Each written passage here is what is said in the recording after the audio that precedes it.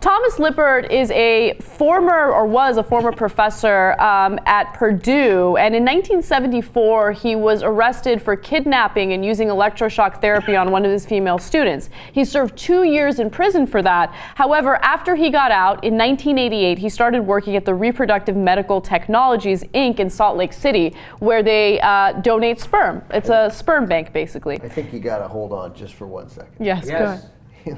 He was arrested for kidnapping Yes. and then delivering electroshock to his kidnapping victim. So I guess 1 year for the kidnapping, 1 year for the electroshock. No, it's an There's mandatory sentencing on electroshock. I mean, that's insane. It is insane. Yeah. He took a plea deal, which is why he only got 2 years in prison. Right. But what's even more insane is he gets out and he gets hired at a sperm bank, right? Like, look, you do the crime, you do the time, you should be able to get out and get a decent job. I definitely believe in that. But apparently they didn't do enough background checking on this guy, because it turns out that he swapped in his sperm at the bank, and years later, a 21-year-old found out that she was not actually, her biological father was not the same person who raised her, okay? So it all happened when this one family, they're unidentified, they want to remain anonymous. They did DNA testing, right? I don't know why they decided to do it, but randomly they decided to do DNA testing, and they found out that their 21-year-old daughter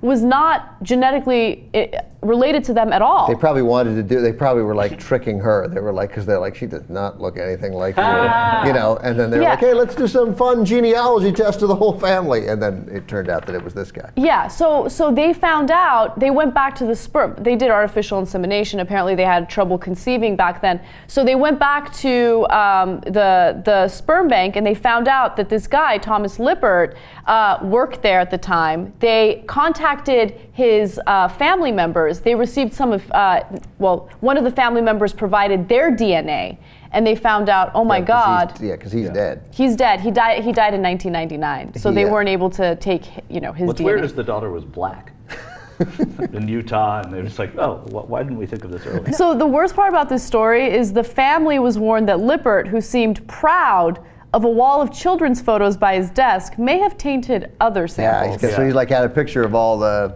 his people, kids, maybe. So and there's no way really they'll never know, probably. They'll never know. They can't this pester family these that kids. That did the check.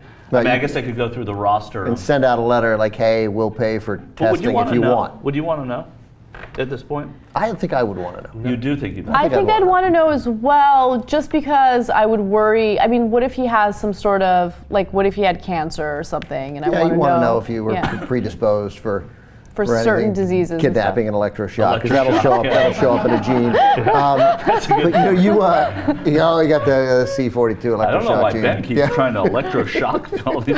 Well, maybe his dad was an electroshock guy. But you said something in there, which is a totally normal thing to say. But you're like, the clinic didn't do enough of a background check. But they hired him in 1988, and from the year 0 until 1995, the background check was, have you ever been convicted of a felony? Well, he checked no.